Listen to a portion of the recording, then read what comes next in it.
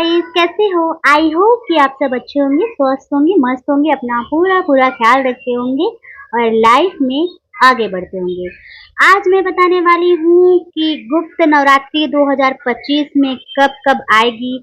गुप्त नवरात्रि 2025 में मई जून या जुलाई कब है गुप्त नवरात्रि। जैसे कि आप लोगों को सब लोगों को पता ही होगा कि नवरात्रि पहले भी वीडियो में मैंने आप लोगों को बता दिया है कि नवरात्रि चार बार आती है। दो तो आप लोगों को पता है, दो गुप्त नवरात्रि हुई होती है। तो चलिए वीडियो को ना लेट करते हुए वीडियो को आगे बढ़ाते हैं। गुप्त नवरात्रि के बारे में बताते हैं कब है और उसका पूजा मुहूर्त कब होगी, और पूजा का समय क्या रहेगा, क्या चढ़ाना है क्या नहीं चढ़ाना है माता रानी को, किन चीजों से भोग लगाना है माता रानी को। गुप्त नवरात्रि का महत्व भी बताऊंगी, इसमें 10 विद्याओं की पूजा कैसे की जाती है वो भी बताऊंगी। 10 विद्याओं में कौन कौन सी देवियां आती हैं आज मैं वो भी आप लोगों को बताऊंगी। ठीक है, जो लोग मेरे चैनल को सब्सक्राइब नहीं किए हैं जल्दी जल्दी जाके मेरे चैनल को सब्सक्राइब कर लीजिए, लाइक करिए, ज्यादा से ज्यादा शेयर कीजिए ताकि मेरा नया नोटिफिकेशन यानी कि मेरा जो नया वीडियो है आपको जल्दी मिल सके। ठीक है, तो चलिए आगे बढ़ाते हैं वीडियो को। जैसे कि 2025 इस दिन से शुरू होगी गुप्त नवरात्रि। जाने पूजा विधि और उसके शुभ मुहूर्त में बताने वाली हूँ आप लोगों को। जैसे कि इस हफ्ते के खत्म होते होते गुप्त नवरात्रि की शुरुआत होने वाली है। जानते हैं कि इसके महत्व से लेकर मुहूर्त के बारे में क्या क्या चीजें हैं वो भी मैं आप लोगों को बताऊंगी। जैसे कि इस बार 26 जून से गुप्त नवरात्रि होने जा रहा है। ठीक है, इस 26 जून से गुप्त नवरात्रि स्टार्ट हो रही है। ठीक है, ठीक है। और बता दें कि हिंदू धर्म में हिंदू महीनों के अनुसार साल में 4 बार गुप्त नवरात्रि पड़ती है। जैसे कि मैंने अपनी वीडियो में पहले भी आप लोगों को बताया है, पड़ती है। पहले आप लोगों को तो दो गुप्त नवरात्रि पता ही है। चलिए मैं बता भी देती हूँ कि पहला शरद नवरात्रि है और दूसरा है चैत्र नवरात्रि। ये महानवरात्रि में आती है। इसके साथ साथ साल में 2 बार गुप्त नवरात्रि भी होती है और भी पड़ती है। जैसे कि पूरा मिला के 4 गुप्त नवरात्रि होती है, जहाँ एक और सर्दी और चैत्र नवरात्रि में जैसे कि धूम धमाके से मनाया जाता है, वहीं दूसरी और गुप्त नवरात्रि की पूजा गुप्त तरीके से की जाती है, इसलिए इसका नाम है गुप्त नवरात्रि। ठीक है, की जाती है। तो चलिए जानते हैं कि इसका महत्व क्या है और इस बारे में गुप्त नवरात्रि के लिए कौन से मुहूर्त निकले हैं और इस मुहूर्त के बारे में बताने जा रही हूँ आप लोगों को। कब होते हैं गुप्त नवरात्रि, तो चलिए इसके बारे में थोड़ा सा जान लेते हैं। जैसे कि गुप्त नवरात्रि माघ, चैत्र, आषाढ़ और अश्विनी के महीने में होते हैं। ठीक है, कैलेंडर के मुताबिक आषाढ़ का महीना शुरू हो चुका है। 26 जून से गुरुवार से शुरू हो रहे हैं गुप्त नवरात्रि। हाँ, इसका समापन 4 जुलाई और शुक्रवार को होगा। 26 जून को ही घट स्थापना को पूरी विधि विधान के साथ किया जाएगा। इसके जैसे कि इसके मुहूर्त सुबह 5:25 से लेकर 6:58 तक रहेगा, मतलब 48 मिनट तक रहेगा, मतलब सॉरी 58 मिनट तक रहेगा। हाँ ठीक है, फिर से मुहूर्त बता देती हूँ कब तक से कब तक रहेगा, मिस्टेक हो गया था। 5:25 से लेकर 6:58 तक इसकी शुभ मुहूर्त है। वही इसका विभाजित मुहूर्त सुबह 11:56 से लेकर दिन में 12:52 तक होगा। ठीक है, गुप्त नवरात्रि का महत्व क्या है चलिए बता देती हूँ कि गुप्त नवरात्रि का महत्व क्या है। ये नवरात्रि तंत्र मंत्र और गुप्त सिद्धियों के लिए प्रचलित है। माना जाता है कि गुप्त नवरात्रि में जो ना माँ दुर्गा और उनकी 10 विद्याओं की पूजा करने से हर तरह की मनोकामना पूरी भी होती है। साथ ही इस दौरान पूरे 9 दिन व्रत रखने से लोगों के हर कष्ट दूर होते हैं। बता दें कि गुप्त नवरात्रि के दौरान माँ दुर्गा के 9 रूपों की पूजा भी की जाती है और साथ ही इनके 10 विद्याओं की भी पूजा की जाती है। ये पूजा पूर्ण रूप से गुप्त तरीके से होती है। जैसे कि बाकी के गुप्त नवरात्रि मैंने आपको बोला, चैत्र नवरात्रि और पहले का जो नवरात्रि है उसमें की जाती है, इस तरह नहीं होती है। गुप्त नवरात्रि की गुप्त तरीके से होती है, इसलिए इसका नाम है गुप्त नवरात्रि। तो चलिए माँ दुर्गा के 10 महाविद्याओं की पूजा कैसे होगी भी मैं आपको बता दूं। जैसे कि पहले दिन रहेगा माँ काली की पूजा, दूसरे दिन रहेगी माँ तारा की पूजा। जैसे कि मैंने आपको पहले ही भी बताई है कि इस नवरात्रि में 10 विद्याओं की पूजा होती है। तो इन 10 विद्याओं का मैं नाम बता रही हूँ आप लोगों को, और उनका पूजा कैसे होगा वो भी बता रही हूँ। पहले दिन माँ काली की पूजा होगी, दूसरे दिन माँ तारा की पूजा होगी, तीसरे दिन में माँ त्रिपुर सुंदरी की पूजा होगी, चौथे दिन माँ भुवनेश्वरी की पूजा होगी, पांचवें दिन माँ छिन्नमस्तिका की पूजा होगी, छठे दिन में माँ त्रिपुर भैरवी की पूजा होगी, सातवें दिन माँ धूमावती की पूजा होगी, और आठवें दिन माँ बंगलामुखी की पूजा होगी, और नौवें दिन माँ मातंगी की पूजा होगी, 10वें दिन माँ कमला की पूजा होगी। ऐसे ऐसे करके पूरा जैसे कि पूजा गुप्त नवरात्रि के दिन स्नान करके जिस दिन गुप्त नवरात्रि शुरू होगी, स्नान आदि करके पूजा के स्थान पर माँ दुर्गा की तस्वीर या प्रतिमा की स्थापना करना है आपको। इस जगहों पे इस जगह को पहले से ही साफ सुथरा गंगा जल से छिड़क के माँ को फूल अर्पित करे, अक्षत अर्पित करे, इसके बाद धूप आदि दीप जलाए, मन ही मन माँ दुर्गा की मंत्रों का जप करे। जब उनका पूजा स्थान आप साफ कर रहे हो, मंदिर वगैरह साफ कर रहे हो, स्थान वगैरह लगा रहे हो, तो आप मन ही मन माता रानी के ये अरे क्या बोलते हैं मंत्रों का जप करें, और उनके लिए भोग लगा रहे हैं तो भोग बनाते समय, अगर भोग आप बना रहे हो तो भोग बनाते समय माता रानी की स्मरण करते हुए भोग बनाए, और क्या बोलते हैं कि उनके मंत्रों का जप करते हुए भोग बनाए। हाँ, क्योंकि माँ के लिए बना रहे तो माँ का नाम लेते हुए बना। आखिरी में माँ की आरती करे, जैसे कि मैंने बताया, पूजा करे, भोग वगैरह लगाए, और लास्ट में धूप दीप दिखाए, और लास्ट में माता की आरती उतारे। अगर आप चाहते हो तो 9 दिन तक अखंड ज्योति भी आप जला सकते हो। जो लोग जलाना चाहते हैं वो अखंड ज्योति जला सकते हैं। जैसे कि इसमें धन धान के लिए और आपको क्या करना है कि इसमें धन धान के लिए तुलसी जी की भी पूजा आप कर सकते हो। माँ लक्ष्मी को भी आप पूजा कर सकते हो शाम के टाइम में अच्छे से। और हो सके ना तो आप क्या करो कि मतलब कि दुर्गा सप्तशती का पाठ करो, क्योंकि मैंने अपने पहले वीडियो में भी बताया है, माँ को खुश करने के लिए माँ का स्मरण करिए, चालीसा कीजिए, उनका दुर्गा सप्तशती पाठ किया जाता है नवरात्रि में।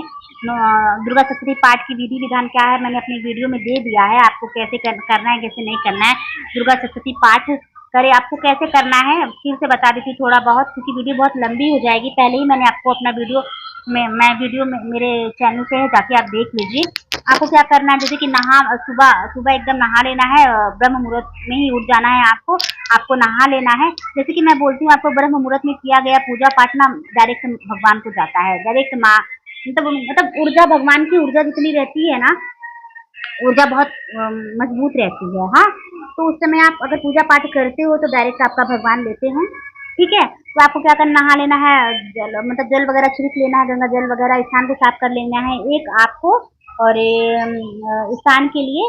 और ऐसे धरती पे नहीं बैठना है आपको, स्थान पे कोई कपड़े, लाल कलर का कपड़ा या उनका मतलब, जैसे कि मैंने पहले भी बताया है कि आपको धरती पे नहीं बैठना है, कोई भी कपड़े या मतलब कोई भी ऐसे रेड कलर के बिछा के आप बैठ सकते हैं। हाँ, तो बैठ लीजिए, बैठ के माता की पुस्तक धरती पे नहीं रखनी किसी चीज में, जैसे कि माँ का एक पुस्तक रखने वाला आता है, तो उस पर पुस्तक रखने वाला स्टैंड आता है, उसको रख लीजिए स्टैंड पे, स्टैंड पे रख के आप माता का पूजा कीजिए। ठीक है, पहले आपको क्या करना है, इसमें माता रानी को भोग अच्छे से गंगा जल छिड़क वगैरह के नहला वगैरह के माता के सामने धूप दीप जला देना है। माता के जो आपने भोग बनाया है माता को समर्पित करना है। समर्पित करने के माता को देखो, माता को आप भोग लगा के आप चाहे तो खीर का भोग बना सकती हैं। माता को अति प्रिय किशमिश है, ठीक है, किशमिश है और मिश्री, और क्या बोलते हैं कि हरी इलायची जो होती है वो माता को अति प्रिय है, तो आप चढ़ाएं। अगर आपके पास वो भी नहीं है तो माँ देखो भाव की भूखी होती है,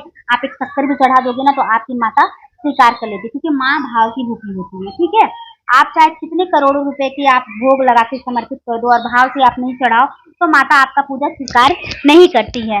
हाँ, तो आपको क्या करना है, क्या बोलते हैं, माता को ये भोग लगाना है, फिर उसके बाद धूप दीप जला के माता के सामने आपको क्या करना है, सप्तशती पाठ का पाठ करना है। आपको पहला क्या करना है, आपको सप्तशती पाठ करना है, जैसे कि आपको माता की पुस्तक की पूजा करनी है। फिर संकल्प लेना है कि 9 दिन तक अगर आप पाठ कर रहे हो, तो मैंने पहले भी बताया है कि तीन अगर सप्तशती पाठ पूरा 13 अध्याय तक रहता है तो आप 3 चीजों में विभाजित कर लेना है आपको। आप जाके मेरे चैनल में देख लीजिए, वीडियो मिलेगा विभाजित करने वाला कि कैसे 9 दिन में कैसे पूजा करनी है। तो आपको क्या करना है, मैं क्रम से बता रही हूँ, मैं पूरा विधि बताऊंगी तो वीडियो बहुत ज्यादा लंबी हो जाएगी। हाँ, तो आपको क्या करना है कि चौकी पे आपको बैठ जाना है, चौकी पे माता रानी के पुस्तक रख देना है, पूजा पाठ कर लेना है, पूजा धूप दीप दिखा देना है पुस्तक की भी। पहले आपको क्या करना है, संकल्प लेना है कि 9 दिन आप पाठ करोगे तो उसका संकल्प ले लीजिए। लेने के बाद कोई भी पूजा कोई भी पाठ करते तो उसके पहले संकल्प लेते हैं, संकल्प ले लीजिए। लेने के बाद आपको क्या बोलते हैं कि संकल्प लेने के बाद सपोद्वार पढ़िएगा। सपोद्वार पढ़ने के बाद आपको क्या करेगा, कवच अर्गड़ा कीलक का पाठ करना है। कवच अर्गड़ा कीलक पाठ करने के बाद आपको नवाड़ मंत्र 108 बार पढ़ना है। मतलब नवाड़ मंत्र पढ़ने के बाद 108 बार फिर आप माता रानी के पाठ करना है। अगर हो सके तो आप 13 के 13 अध्याय जो लोग करना चाहते हैं एक दिन में ही कर ले, या रोज रोज 13 के 13 अध्याय करना चाहते हैं तो 13 के 13 अध्याय कर ले। नहीं तो 3 दिन में विभाजित है, 9 दिन में तीन भागों में विभाजित है, वैसे कर लीजिए। जैसे कि मैंने वीडियो डाल रखा है, जाके देख लीजिए। पाठ करने के बाद आपको पाठ वगैरह कर लिया, कवच अर्गला कीलक, फिर माता रानी का नमाड़ मंत्र कर लीजिए। फिर उसके बाद माता का पाठ कीजिए। पाठ करने के बाद फिर सपोद्वार है, सपोद्वार कर लीजिए। माता के 32 नाम है वो कर लीजिए। 32 नाम करने के बाद सिद्ध कुंजिका स्तोत्र का पाठ कीजिए। फिर माता से क्षमा याचना मांगना बिल्कुल भी मत भूलिए। अगर आपके पढ़ने में किसी भी चीज में गलती होगी, त्रुटि होगी, तो माता आपको माफ कर देगी। क्षमा याचना तो है ही उसमें, तो आप क्षमा याचना मांग लीजिए। डरिएगा देखिए बिल्कुल भी नहीं, क्योंकि वो माँ है। अगर आपसे कोई गलती हो जाएगी तो आपको बिल्कुल माफ करेगी। बस माँ भाव की प्यासी होती है, ठीक है, भूखी होती है। तो आप क्षमा याचना है, क्षमा याचना जरूर मांगना है आपको, क्षमा याचना जरूर मांगना। क्षमा याचना मांगने के बाद आपको माता का आरती कर लेना है।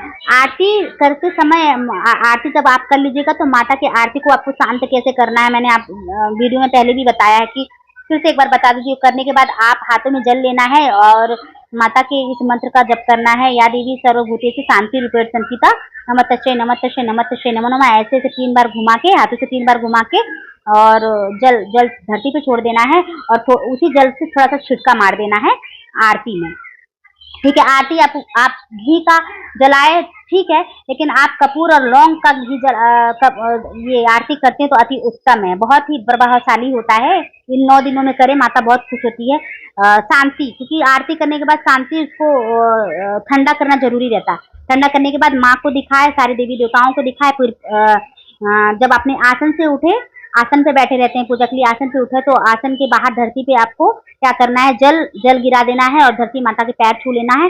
छूने के बाद धरती माता को कर लेना है। करने के बाद आपको पूरे घर में ये दिखा देना है, अरे क्या बोलते हैं कि आरती पूरे घर में दिखा देना है आपको, ठीक है। दिखाने के बाद और क्या बोलते हैं, अपने घर वालों को आरती दीजिए, सर पे लगाइए, आरती दिखाइए। और दिखाने के बाद माता से रख के आरती, माता का जयकारा लगा के पूजा संपन्न करनी है, ठीक है। और जब आप घर में आरती लगाएंगे तो आरती लगाते वक्त कौन सा आपको मंत्र पढ़ना है, या तो देखिए आप माता रानी का कर रहे, नवरात्रि है तो आप ओम सर्व मंगल मंगलाय शिव शिवाय शारदे शरात्रमके गौरी यानी नमस्ते, इसका मंत्र का जप कर लीजिए, करते हुए पूरे घर में दिखाइएगा। या तो हनुमान जी का संकट कटे मिटे सब पीरा जो सुमरे हनुमान दिलगिरा जय जय जय हनुमान गोसाई कृपा करो गुरुदेव की नाय, या नाचे रो घरे सब पीरा जपतेंद्र हनुमान दिलगिरा जय जय जय हनुमान गोसाई कृपा करो गुरुदेव की नाय, ये करते हुए पूरे घर में दिखाइए, ठीक है। आरती दिखाने के बाद क्या बोलते हैं, आरती को नमस्कार कीजिए, पूरे माता का रानी का जयकारा लगा के फिर आरती संपन्न कीजिए। माता के सामने नतमस्तक कीजिए और जो आसन बिछाए रहेंगे उस आसन को सर पे लगाइए, सर पे लगा के आसन अपनी जगह रख दीजिए। और जो पुस्तक का जगह है वहाँ पे आप उसको रख के और धरती पे अपना सर टिकाइए, माता रानी को नमस्कार कीजिए। माता रानी को जयकारा लगाने के बाद पूजा आपका संपन्न हो गया।